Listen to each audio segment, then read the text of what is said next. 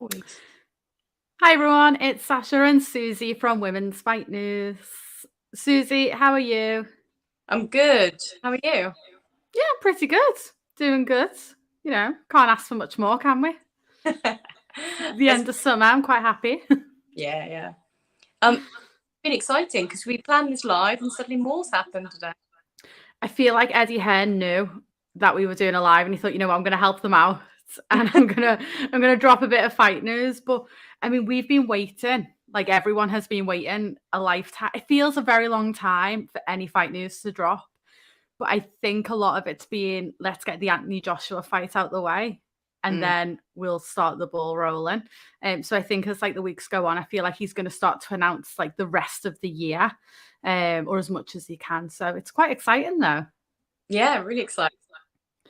Now, of course, there's fights coming up this weekend, so we'll talk about that first. So obviously we've got Boxer Sky Sport in Liverpool. Got Tasha Jonas, who is defending her title for the first time, but obviously it's a unification fight against Patricia. Obviously it was meant to be Hannah Rankin. This is still a very good fight though, because I think I definitely thought if it's not going to be Hannah Rankin, I wasn't too sure what was going to happen. So it's a solid fight. It's a big unification fight. Yeah. I'm quite impressed actually with Boxer and Sky Sports for putting this out bag really, because we all thought that Patricia Berghult was tied up in another fight in Colombia. Because who was she meant to be fighting? Wasn't she fighting Cecilia Brackhouse? Yes. So meant to be a massive fight. Yeah, but for some reason the whole promotion collapsed. Yeah, it was going to be rescheduled, and it wasn't. How Tasha got... It's good.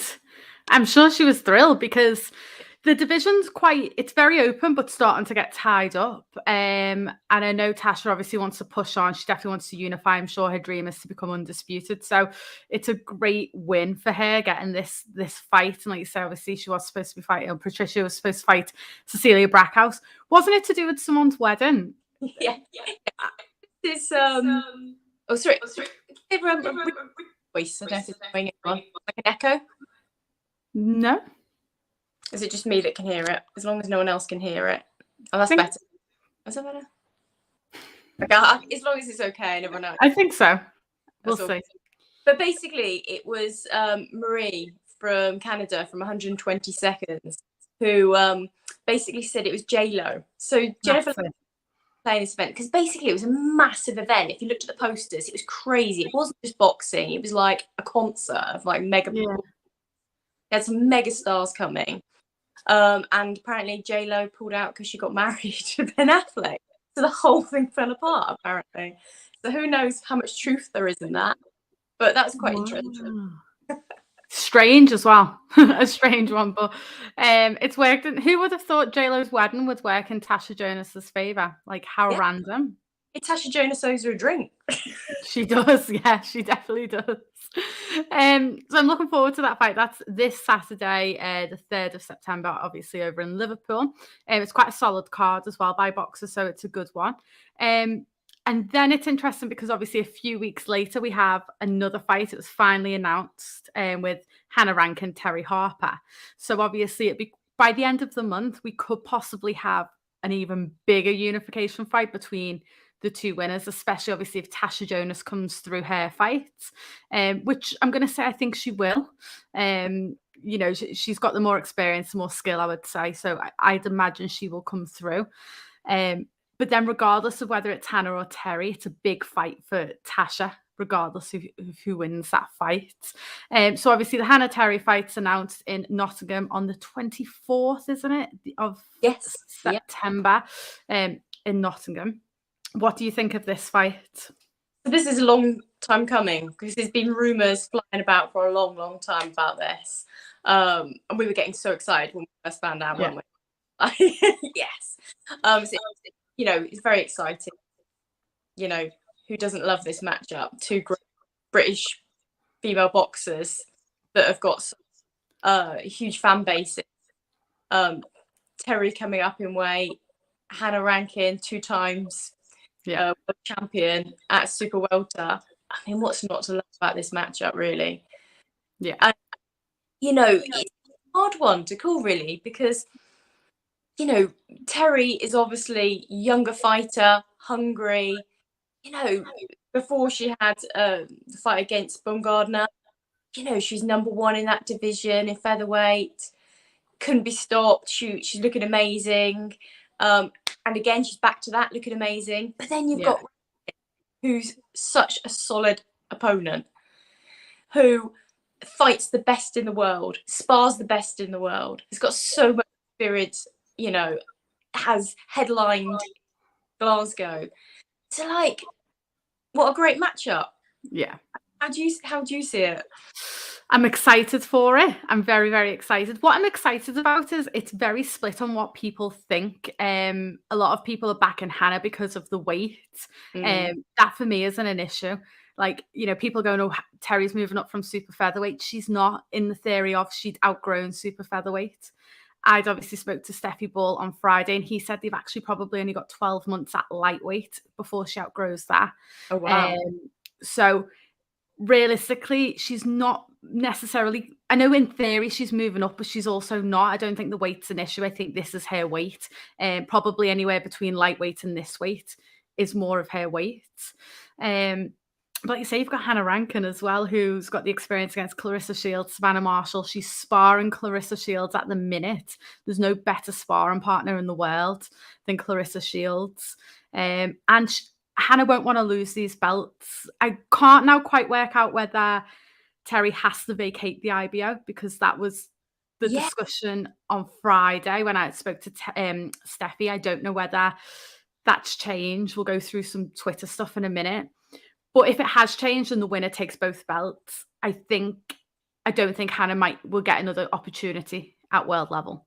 I really don't. So this is kind of everything now. She has to win this to remain world champion. I don't think she'd get a third opportunity. So I actually think Hannah's got more to lose than Terri. Terri, of course, wants to win. I think she'll break a record as well. I think Steffi said, but a 2-weight world champion. I think she's 26 or something, which is incredible. But if she was to lose, she could come again, in the sense of she's got other weight divisions. So I think Hannah has more to lose in this fight, but I don't think either go in with not necessarily pressure, but I think they can both handle it. And it'll be a great fight. I think for me, it's interesting to see how Terri is at the weight, in the sense of we know she's powerful. Will that power carry up? Will the speed carry up? And I think that'll be the interesting thing to look out for. I just want to quickly show, if I can get on. Here we go. Oh, yeah. So there was a bit of Twitter stuff. Now, we love our Twitter beef, don't we? Obviously. So I think it initially started last week when Terri posted out a video of Hannah and Terri sparring. And I think the reason behind that, when I spoke to Steffi, was very much of it wasn't to show off the sparring, it was to show the size difference, and how actually there isn't much size difference. Yeah. And at the time, Terri was a stone lighter. So another video was posted, and obviously Hannah Rankin's calling for 10 3-minute rounds. This is something Amanda Serrano done before her fight. Yes. Now, I don't want to see 3-minute rounds anyway, but I don't like it being called weeks before a fight. I never believe it when they say it. I think they're just saying it to create a stare anytime a fighter says it, because it's never going to happen. The boards aren't going to commission that anyway so late. But it starts a conversation. I mean, I could be wrong and they could do it, but so obviously then Steffi come back as well. Because, as we know on Twitter, there's a lot of people claim that Steffi talks on behalf of Terri, and that's always people's go-to, but I think that suits them better. I think Terri's not massive on social media, especially on Twitter, so it suits them a little bit better. But yeah, a little bit back and forth, which I like. Obviously, it kind of come to the point, I think, on this one where it was a case of winner takes all of the pairs. Yeah, that's Steffi's suggestion. Yeah, now, I mean, they got to pay bills. I don't want to see that. But I'd like in boxing anyway to go, I like how UFC do it to a point of you get your purse and then you get your winner's bonus. But again, I highly doubt this will happen, but it's still a little bit of fun.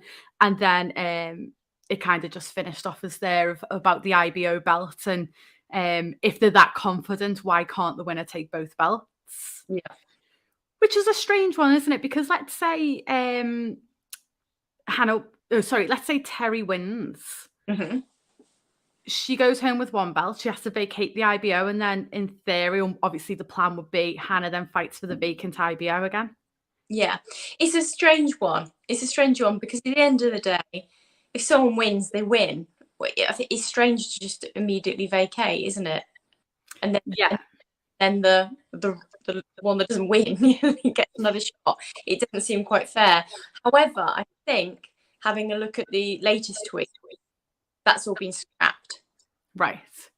That's what I've read into what's happened. And I think it was based off your tweet, actually, that they were talking. I'm just changing boxing day by day.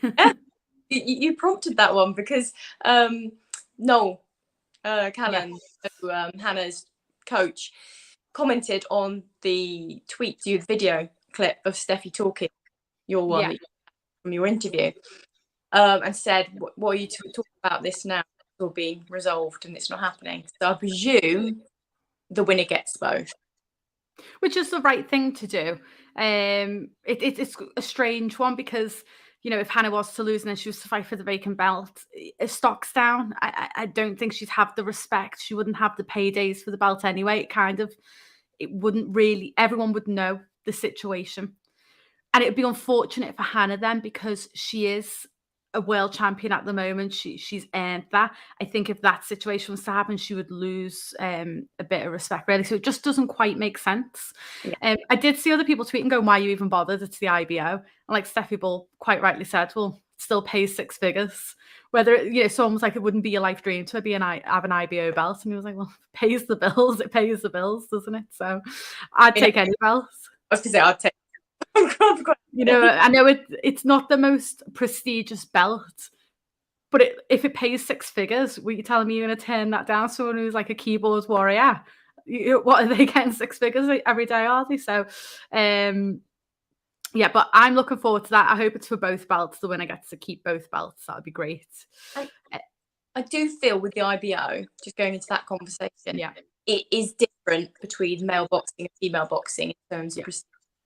Because I feel like with the male boxing, it's still very much the 4 belts with the 5th. Yeah. Of people are not sure. But with women's boxing, I feel like the IBO is very much up there with the other 4. Yeah. It just feels very different. Yeah, I agree. It is different. It's probably the last belt if you were to rank them in order, but it's definitely the belt that, listen, you're still a world champion at the end of the day, and it still pays the money of a world title fight. So, for me, would I be bothered? No.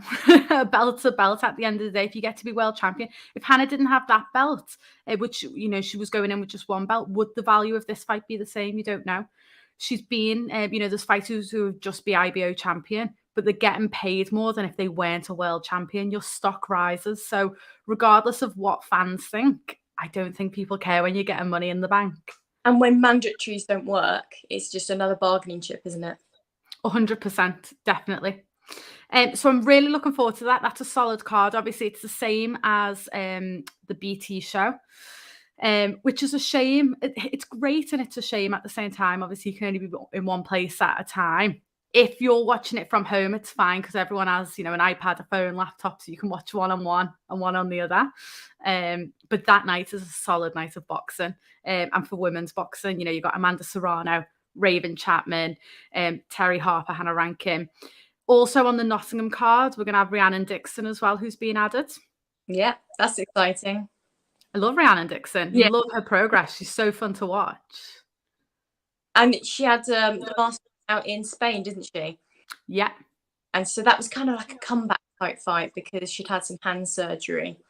So I think we're going to see another step up in Nottingham. Yeah, definitely. It was a tough fight, that one, her last fight, but she handled it so well. She went through a lot of adversity. I'm sure she got a clash of heads. I'm sure there was quite a bit of blood. She got a point deducted, which was the most bizarre thing I've ever seen. That was like the month of shit refs. Like, I remember that because every show there just seemed to be a pull and rest, but that one show in particular, I'm sure there was an issue every single fight. I'm sure it was very appalling, but she comes through that. I think she won virtually every round and then got a point deducted for some. I thought she did great. I think she came across like she was almost disappointed a little bit afterwards, but I was quite happy with the performance. I thought she did great.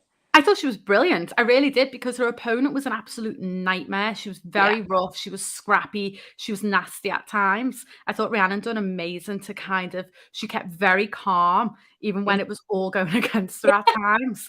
Because I think I would have lost my head and either lost me shit and went really aggressive or just panicked. So that's why I'm not a pro boxer, obviously. But I thought she kept ahead and kept to the game plan. But credit to Crawler as well in a corner, because he's brilliant.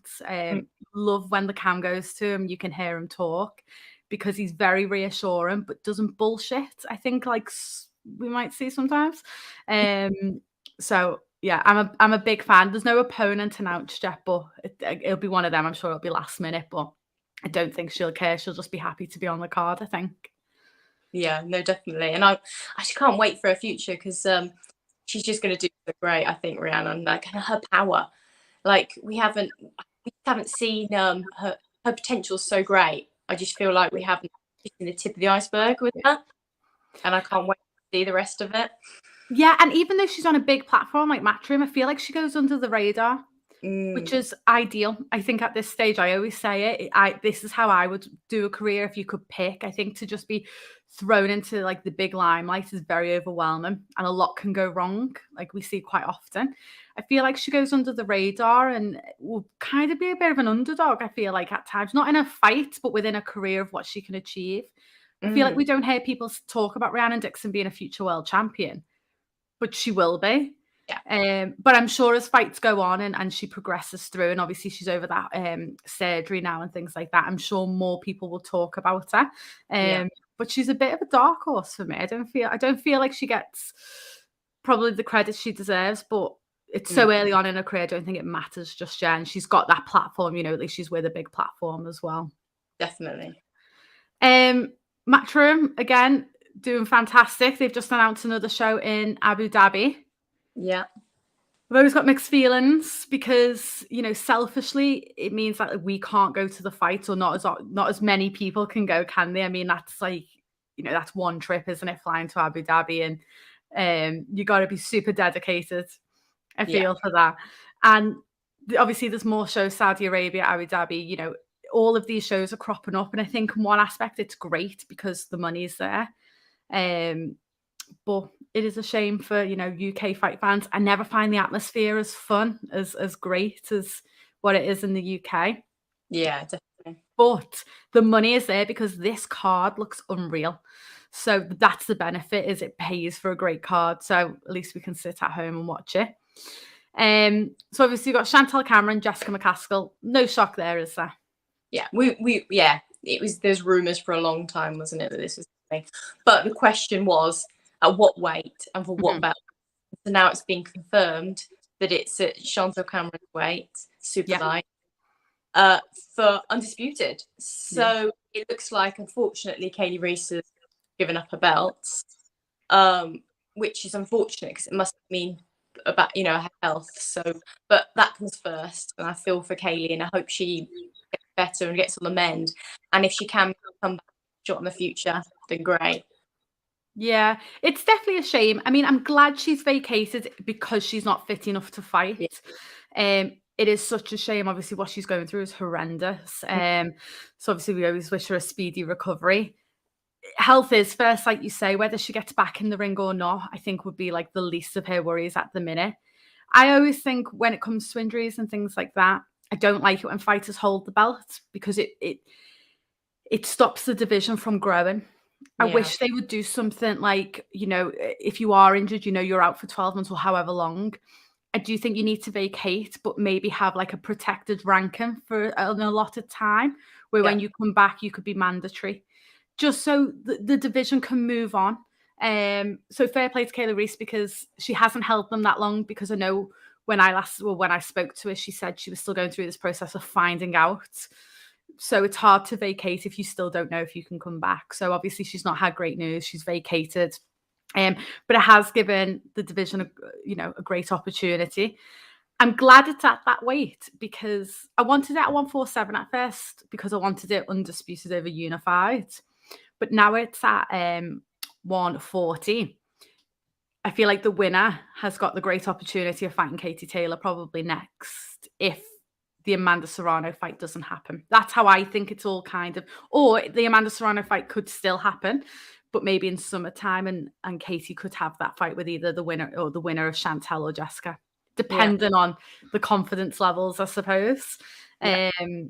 But yeah, I feel like it's all playing nice towards the end of Katie's career, this fight as well included. It's opening up a lot of doors, isn't it? Yeah.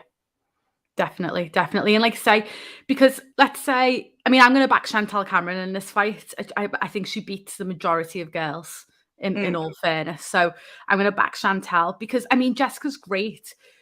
She's got such a high volume of punches. It would just stress you out. It's so overwhelming. She throws like 3 million punches around. It can be scrappy. Like, it doesn't look pretty. Like her last fight, obviously, I think she won early on, didn't she? Because I said her opponent quit. But and she did. But she throws that many punches. It does not look pretty, but it's very entertaining. Yeah, very effective, very entertaining. Yeah. But Chantelle Cameron has the skill to adapt her style. She has the skill to keep Jessica at a distance. But when she needs to close in, we've seen Chantelle is very capable of doing that, and she's strong as well. So I just see Chantelle winning this fight, definitely. Yeah, I agree. I completely agree because taking nothing away from Jessica, she's had a fantastic career.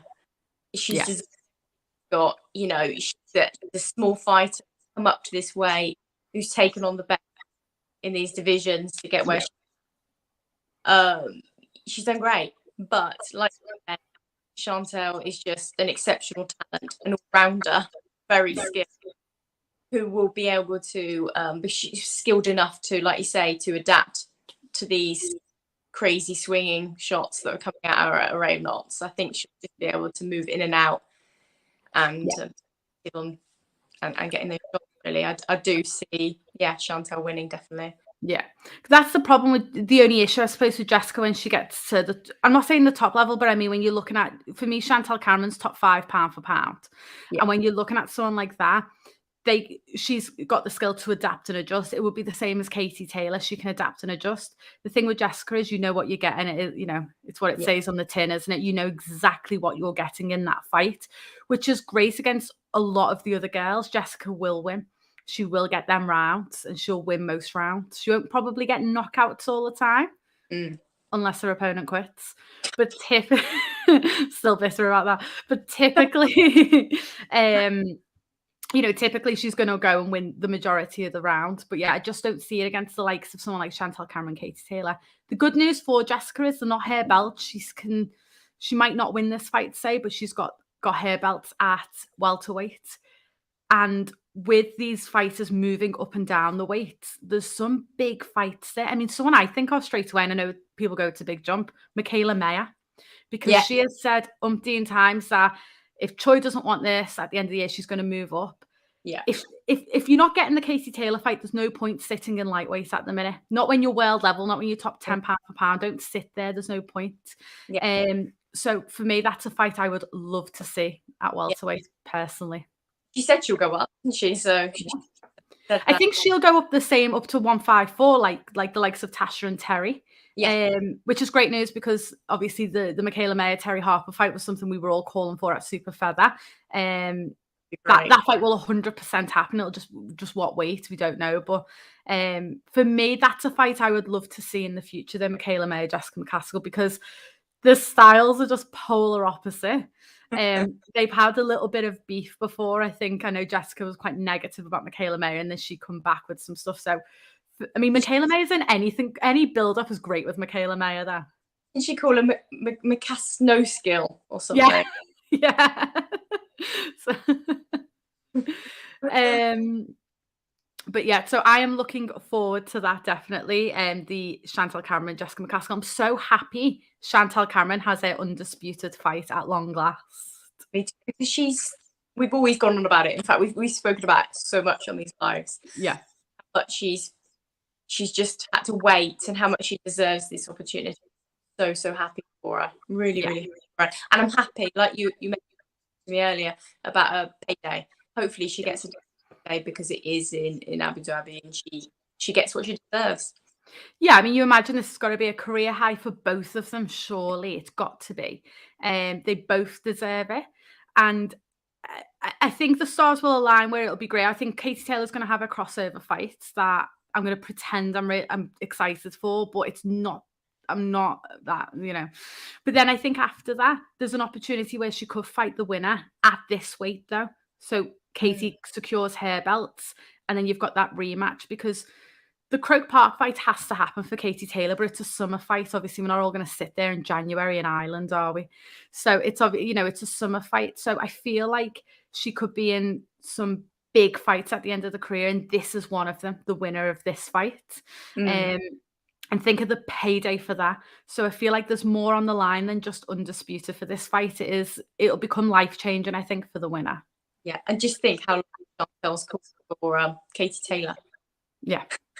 And Jessica, they've been going on about it ever since she to Katie Taylor. She's wanted that rematch. Well, that's it. I think whoever wins the fight with Katie would be great. Obviously, you've got the rematch with Jessica, or you've got Chantelle, who has been asking for this fight for how many years now. So. But patience, she could be the proof that being patient and sticking with it can pay off. Because imagine if she's in, a fight with Jessica and the next fight is Katie Taylor. It's all been worth it then, hasn't it? But I'm not sure if that's the plan, but I want that to be the plan. D-Style says Meyer easily beats McCaskill. Yeah, I have to agree. I think Meyer beats a lot. Meyer beats, again, I find her a little bit I think people underrate Michaela Meyer, but for me, I've always liked that. But then the Hamadouche fight, I was like, wow, you are really good. Like, very, very good. That was definitely a statement fight for her, definitely. Yeah. And I think anytime anyone talks about it, I always relate back to that fight, because Hamadouche is incredible in her own right. But Michaela Meyer showed everything. So she can actually do everything, Michaela Meyer. There's nothing that she can't do. And I didn't know she had some of them tools. I didn't know she could fight on the inside. I didn't know she could take some punches either, because Hamadouche is strong. Chin, yeah. And she rocked Hamadouche a lot. So I just always seen her as someone who was good keeping the distance, using them straight shots. But she's actually the full package, and she showed it in that Hamadouche fight. Yeah. So obviously we've got Meyer, Baumgardner. They are my favourite on Twitter. I live for it. So I am going to put this up because this one makes me laugh. Oh, it made me laugh. Put this on Twitter, isn't she? Yeah. So I was going to say, if Baumgardner wins, I think she could sell this as merch, that picture, because she's obviously got it on a T-shirt. I think she's got it on a couple of different colours, if I remember correctly, because I've got a range. She's got a range, and if she wins, I think she could genuinely sell that as merch and make a couple of extra dollars there. But what I love is that Michaela Meyer just comes back, right? One line is back at her. Just take it. This is what she said. So she done quite a funny gif and was like, at least you know who the dog is in this fight. And they're so funny. I feel like they would be friends if they weren't fighting, because their banter is too good to not be friends with each other. It is. I'm sorry. They're missing out. Yeah. No. Well, who knows? It's an interesting one because, I think obviously Meyer, we've spoke where she's going to go. She will move up, so it'll be one of her last fights in the division. Yeah. I'm interested, if Baumgardner doesn't win, like, where does she go? Because Baumgardner can't move up too much. She's very teeny tiny. Actually, I didn't realize till I saw her in like real life how like small she is in height. I was fascinated by it. And Michaela's tall. Yeah, really. Yeah, and you don't realize that, actually, do you? It's quite funny how it's deceiving. But with Baumgardner, she's not going to move up tons of weight divisions. I feel like she is a fighter that will float around maybe just one or two. It'll be interesting where she goes after if she doesn't win. Because obviously she's signed with Matchroom. Will she? The belts, you know, the majority will become vacant at some point if Meyer wins. So is it a case of they rebuild in that division? It's quite an interesting one. And then there's a lot of girls in featherweight. Like, do they move up when all these belts are vacated? So I feel like that division, if Meyer wins, will become really interesting and quite unknown, because last year, like just before Harper got beat, that was the stacked division where we kind of knew what was happening, and then all of a sudden it kind of changed and now everyone's leaving it. So I feel like it's going to be a weird division if Baumgardner loses, funny enough. You know what, I think right though, that where Meyer moves and then belts obviously vacated, and the Alicia tries to become again. Yeah. You know, yeah, but then like, where are the big fights? Do you know what I mean? Like, I think that's where I'm interested in. Like, at the minute, like, what are the big fights in that division? I know there's Choi. I suppose someone's going to have to fight it if she wants. I mean, it's up to her, I suppose, at this rate, isn't it? She just does what she wants. But she's eventually going to have to fight, surely, Choi. Surely she's got to get in the ring at one point. Or at some point, because not fighting. I would be world champion if it meant I never had to fight. I think it's brilliant. But she's very clever for keeping that belt. But that's not a big fight, in my opinion. Baumgardner Choi is not a big fight. Soon, and then I kind of say again. Soon might be good. Pursuin's always good. Yeah, Pursuin's always good. So I feel like that division will need a little bit of building.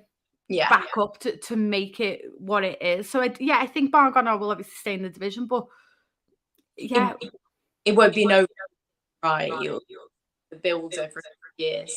Yeah. So D-Style says she'll stay at 130, and obviously Pursuin. That's a great fight. I'm just thinking, you know, commercially, from what it was, that division, obviously at one point you had Tasha Jonas, Terri Harper, Michaela Meyer, and Pursuin could always go in there. There's Amanda Serrano who can always float in there. But it kind of feel like everyone's, now they're finding their feet in different divisions. I feel like that's going to be a bit of a funny one. And in one aspect, it'll be great for Baumgardner because she could start to sweep up some of the titles. But it's payday-wise, I feel like this is the big one. And I feel like it'll be a while before we see something as big as that in this division again. Yeah. Which is always quite, I feel like, a strange feeling in a division when you know you kind of hit the pinnacle of it at the moment. But there are girls who are coming up in featherweight. Yeah. And you're going to get to a point where Amanda Serrano could be undisputed in that weight, and you're probably thinking, I'm going to jump up for a minute and, you know, test the water there before I go against Amanda Serrano. So I feel like there'll be up and comers in that division for sure there. That is true. You're right. It's going to be Amanda Serrano. No other belts to go for, isn't there? You're right. Yeah. Because this is what I was saying when I spoke to Steffy Bull. I asked about Raven Chapman, and obviously everyone, you know, she's a future world champion. But you're not going to put her in a first world title fight, surely, to go against Amanda Serrano. So is she going to have to move up and weight? Like, and he said within 12 months, there's a chance that, depending on what happens on September 24th and Raven performance and stuff like that, but there's a chance in 12 months you could fight Amanda Serrano. But there might be fighters who prior to 12 months want a world title. It's a big ask, isn't it? Like, I think I'd move up. It's funny because when you're saying that, I was thinking, I could just imagine Raven going, do you know what? I'll go in with her. Because when I mean, Raven would. Yeah, what a sharing with her. I don't think she cares. She just get in there and have fun. This is why fighters have managers, though. Because as much as I love Raven and she will be a world champion, I would love to see that fight in 12 months. I don't want to see it prior to 12 months, but this time next year, she's 100% ready. But if you asked her today, she'd be like, well, I'll just do it September 24th. We're both there. That's fine with me. But what a fight that would be in the future. And she was like, oh, it'll be like a telephone. Like, yeah. So that'll be an interesting division, I think, in the future. But looking forward to that. Who do you think wins, Meyer or Baumgardner? Because I change my mind every week. I'm going for Meyer. And I am. You know, I think I've said this before. I love them both. I do genuinely, because I think Alicia Baumgardner has brought some energy to the boxing, you know, and I love that. She's brought energy, the fact that anything's possible, the fact that you can go fighting and realize out on top of the world.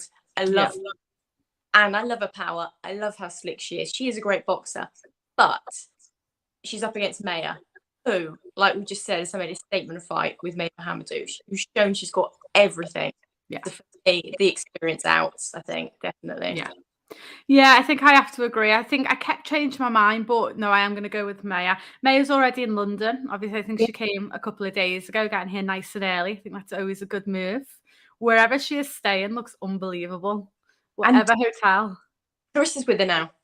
Is Clarissa here as well? Yeah, she just arrived.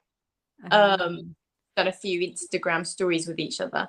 But they're both in the same accommodation, which it looks like some sort of apartment overlooking the River Thames, looking very nice, right near the O2, with personal chefs coming in. Yes, I saw that. I mean, living the high life. They deserve it though, so good on them.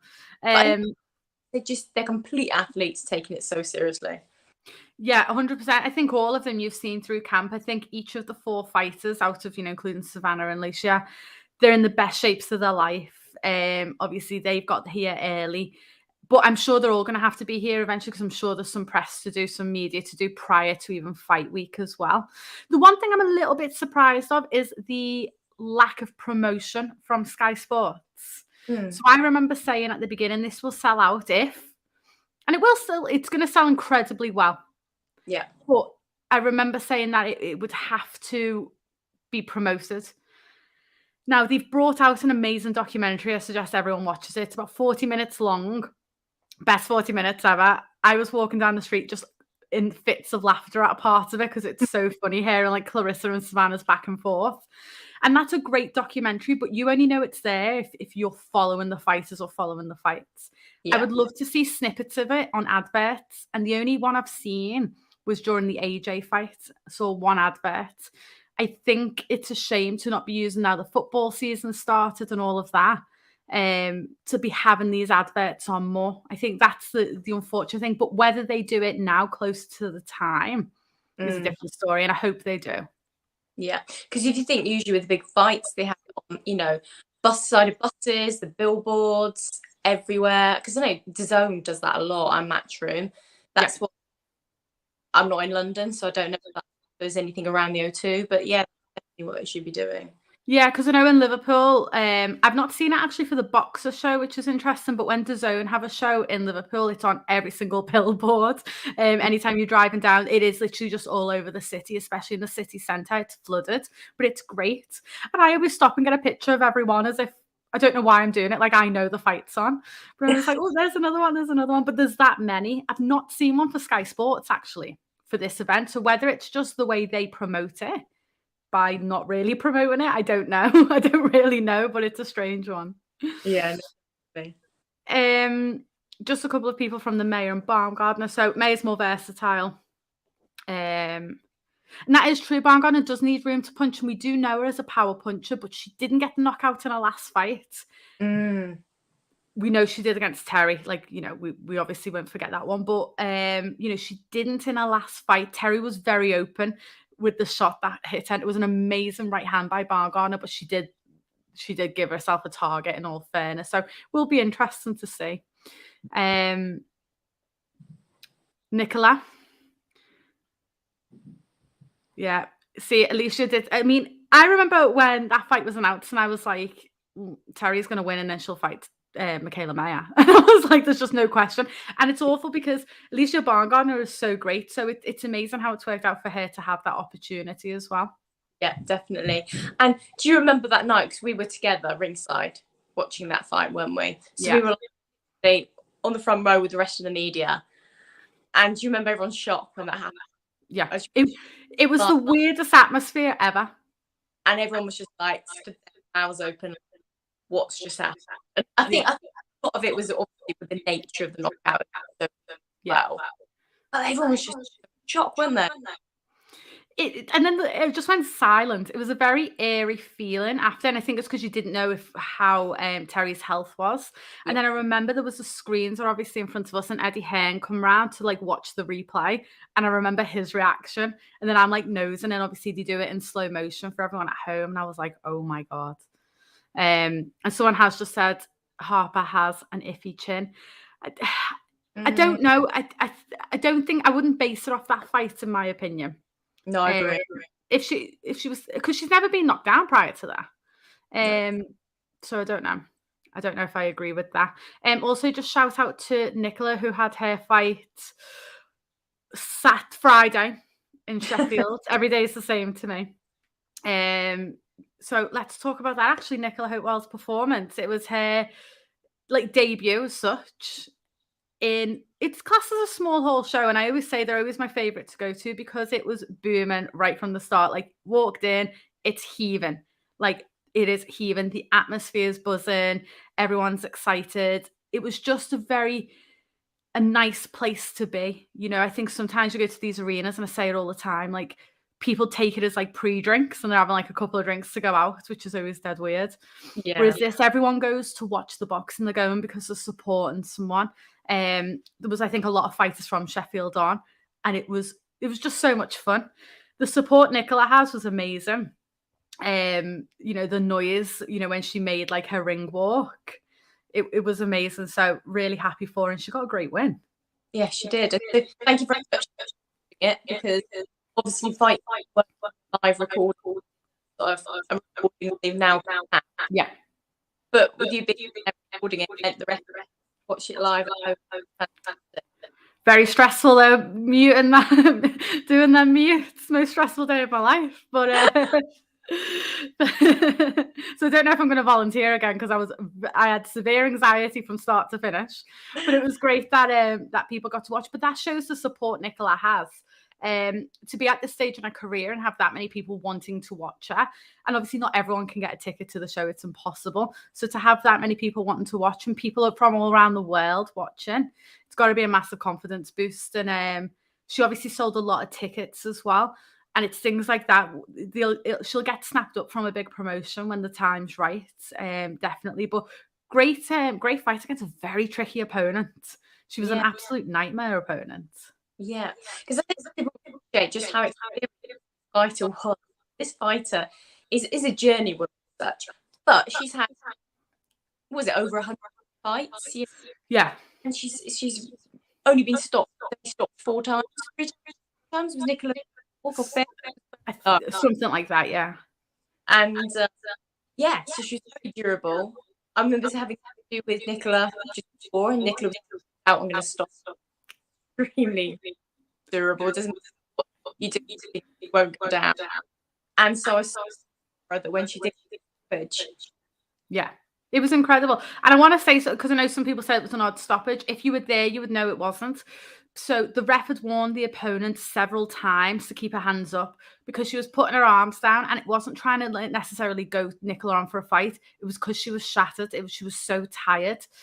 And she kept getting told, hands up, defend yourself, all of that. And she didn't do it again. And Nicola's throwing punches, her arms are down, she's not doing anything. It has to be stopped. So it wasn't an odd stoppage. I think if you were there and you could see what was going on and what the ref was saying, it made sense, because it just becomes dangerous then. She's physically, she looked exhausted, couldn't throw anything back. Nicola had overwhelmed her. Think how many body shots Nicola hit her with, that takes it out of you.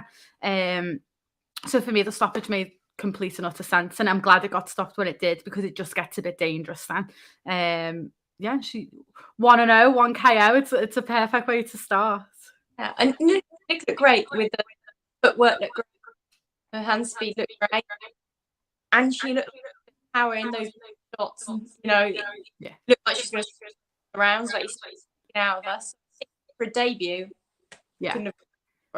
Yeah, proper solid performance. I'm looking forward to seeing her get back out, hopefully that soon. So yeah, shout out to Nicola as well. Final one we've got to talk about it is, we'll go into this probably more detail next week, like the whole card. It's been quite quiet. I'm kind of surprised, but I'm not surprised. Like, we know Savannah's quite quiet. She's not big on social media. I just had a possible little feeling that she might be a bit more I don't know, vocal for the fight, but I suppose she's just chilling and concentrating, isn't she? I suppose she's doing what she does best. I think next week, that's when we'll see the fireworks, when they're actually crossing paths. Can you imagine the look they give each other as they walk past in like the media workout, stuff like that? It's going to be... Yeah. That's because it's a genuine dislike, isn't it? Now, a lot of them I don't buy. Like, I think Michaela Meyer, Alicia Baumgardner will be all hugs, a lot of respect after their fight. Yeah. I think there's respect between Shields and Marshall. I think there's a lot of respect actually between the two of them. You can tell with certain things they say, there's a lot of respect. However, they just do not like each other. It's the equivalent of Ebony Bridges and Shannon Courtney. They're never going to be friends. They'll respect each other. You'll use those respects when you've been in the ring with, and if it's going to be a war as well. But I don't think they will ever like each other. But they are just such different people, and I think that's what makes it fascinating as well. But yeah, listening to that kind of like documentary, you realize how different they are as well. Even their upbringings are very different. How they are, obviously, Savannah says, so, she was painfully shy as a kid, and even as she was going into, being an adult, and it's only since she met Peter Fury, she's kind of come out of a shell. Whereas Clarissa, obviously, I think she said she didn't start speaking until she was like 5 years of age, but then kind of went on like this development of. And then really, I think boxing like brought out her confidence at a younger age. And they're just such different people, different styles in the ring. Everything is polar opposite. And that just makes it so exciting for me. No, I can't wait. Yeah, I cannot wait either. It's just, I love the fact that everybody's got different opinions. Everyone's got an opinion about it. It's just great that everyone's talking about it, I think. Yeah. That's the thing, I think, and that's what's so great is that it is a 50-50 fight. I think it was Peter Fury that said it is a 50-50 fight. Of course it is. You don't go in with someone who, like Clarissa Shields, and say, I'm going to win easy, which is true, and some people comment saying it's a sign of weakness. Now, the one thing I didn't like he said once was they were planning for the rematch if they lost. I found that a bit strange, but admitting that it's a 50-50 fight is what I would do, because one, it sells the fight better. If you're like, oh, I'm going to knock her out in the first round, you're a bit like, why? Do you know what I mean? Yeah. But for me, it's fascinating because you don't know how it's going to go. I think it's either going to be one of the best fights we've ever seen or a very slow burner. I feel like there's going to be no in between. And that's what's a bit like, I hope it lives up to the expectation, because their styles are so different. Are they going to clash, and is it going to make for not what we're expecting? Yeah. Or it's going to be one of the best fights ever to be seen in a ring. I feel like it's one or the other with it. We just don't know. We don't know, because it not only depends on their skill in the ring, where their heads are at as well. Yeah. And walking out with that crowd as well, where is it going to be overwhelming? If you look at someone like Savannah, she's openly admitted when she was in the amateurs, she froze, she choked a lot of times. She lost out in the Olympics because of it. And, she says she's never felt like that in the pros. This is a completely different environment. Clarissa Shields will be getting booed virtually all around the arena, you imagine. Can she handle that? I mean, I imagine so. I couldn't. I think I'd walk the other way and be like, this isn't for me. This is too upsetting for me. But do you know what I mean? Like, I know we're saying, like, of course, Clarissa she is super confident. She's handled all that before.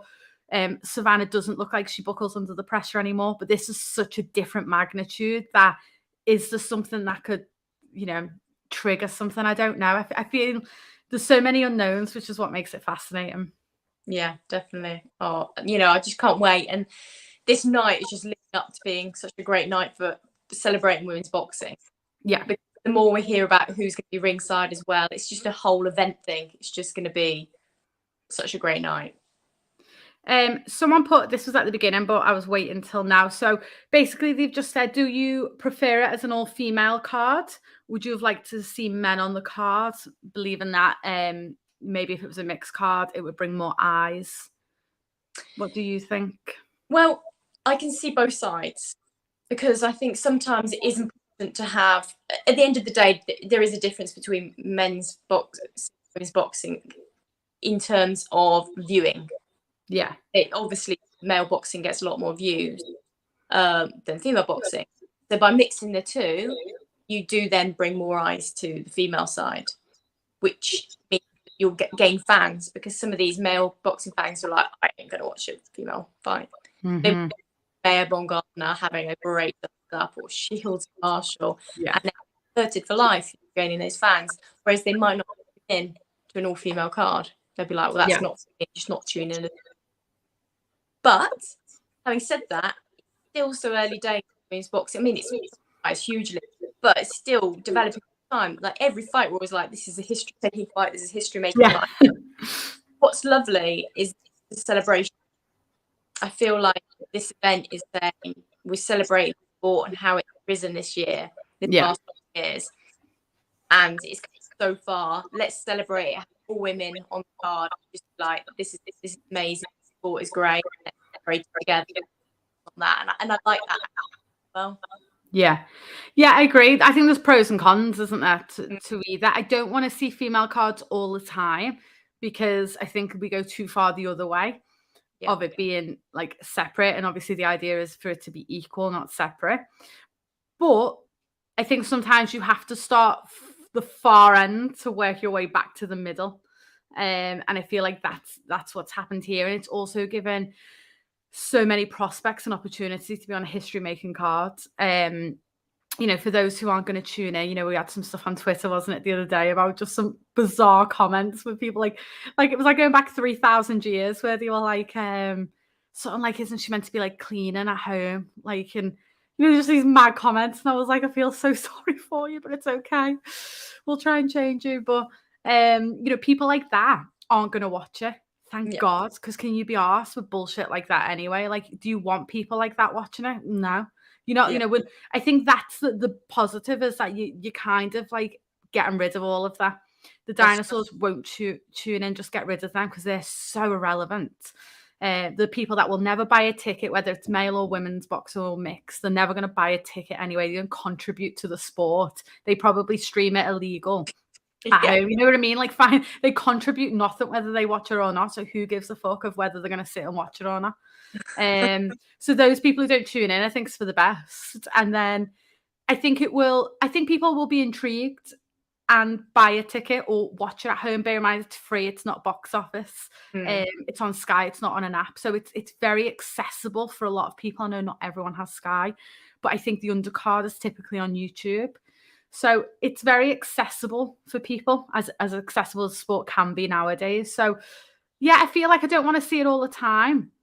But for this event, if this was kind of to like the groundbreaking moment, I think what a way to do it. And for Clarissa Shields, Savannah Marshall to do it as well, who have done amazing things in the sport. So I'm excited for it, definitely. And I love your point of saying how it's given so many people the opportunity to be on that card. Because like you said, so great. It's like probably, is it nearly all the female prospects in Sky that are on that card? I think so, because there's 11 fights on in total. So I think that is, I don't think there was one missing of the up and coming fighters on Boxer and Sky Sports. I don't think anyone's missing off it, which is great because, you know, like you say, sometimes it's hard for them waiting for like every few months. Then you get to go on that card or that card. Here they are, all out, all celebrating women's boxing. I think that's great. Yeah. Definitely. And to say that you're on that card and more people will be tuning in to watch this. So what a moment as well. And an opportunity probably for these prospects to get new sponsors and things like that, knowing that they're on this monumental card and this history making card. This has probably helped them in the back side, you know, the back part of boxing as well, where with finances, with sponsorship, the horrible bit of boxing that is so difficult for them to make a living and things like that this will help. So it's definitely exciting. And I think, you know, if you're someone like Caroline Dubois, who I reckon will be kind of co-main, you know, what an opportunity to kind of be the fight that then leads into Michaela Meyer, Alicia Baumgardner, to be that late on in the card. Lauren Price, you imagine, will be quite late on as well. Like, definitely, what an opportunity to have that many people there. And it's a show that we'll talk about for a long time, because hopefully, like the Katie Taylor Amanda Serrano fight, we'll talk about that for our lifetime. It's a moment that changed women's boxing for the better. So whether people like her or not, that's what's happening with this show, and everyone on it's a part of history. That's incredible. Yeah, that is incredible. And it's incredibly motivating for everybody on that show. Like you say, the prospects coming up, seeing these top girls in headlining the O2. Because I know when I was speaking to Raven, about Amanda Serrano being on the same card. She was like, well, it's incredibly motivating to see, you know, the top division on the same card as her that same night, who she's aiming for to be there. So it's so nice for them to have the prospects to have that. Yeah. And I think it gives them belief, because you got to think, like 5 years ago when people are turning over, they're just like, I remember what Katie Taylor said in an interview, I didn't think I'd earn any money as a pro.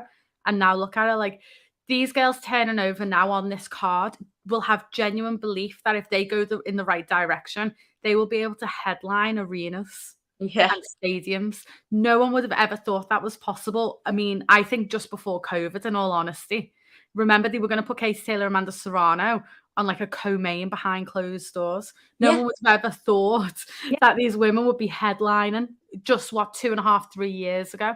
So it gives these up and coming fighters belief as well that, one, they can change their lives financially, be financially secure, and create a legacy, and be headlining shows. No one ever thought that would happen. Yeah, it's fantastic. Like you say, it is history making, and I love that. Like I say, history making with Serrano Taylor, history making here. Let's keep it going. Get some more history making. I think it's only just a start, because then you've got Chantelle Cameron, Jessica McCaskill, and I know they're not headlining, but the winner of that will then headline, I think, in the future. And there's so many more fights to be made. You know, if Tasha Jonas, Terri Harper happens, that's a headliner, in my opinion. That would massively sell. You've still got the Amanda Serrano, Katie Taylor rematch. There's so many. Michaela Meyer throwing her with a couple of fighters, their headline fights. Yeah. Because Meyer, Baumgardner could have headlined in its own right. Without a doubt. Yeah.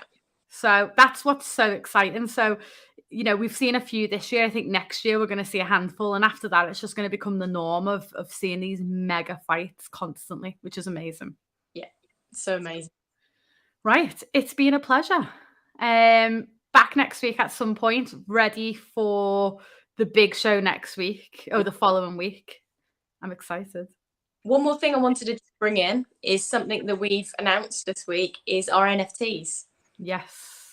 So basically we've done a collection of NFTs, which I know stands knows what they're about, but basically the collection of like cartoons by, and me and Tasha, nice collection to celebrate women's boxing, because they're all female boxer cartoons.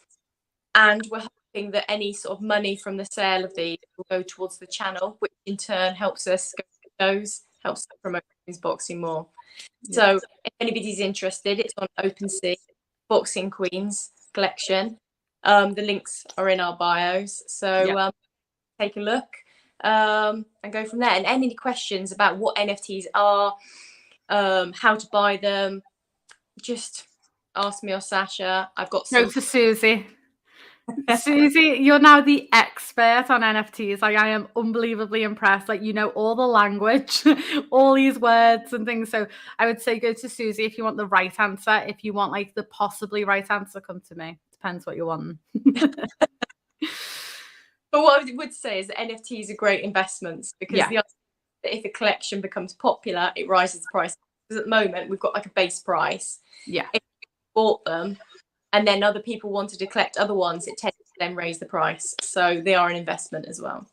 It's part of the future, isn't it? It's like the new way to do stocks and shares. This is like the brand new way of doing it.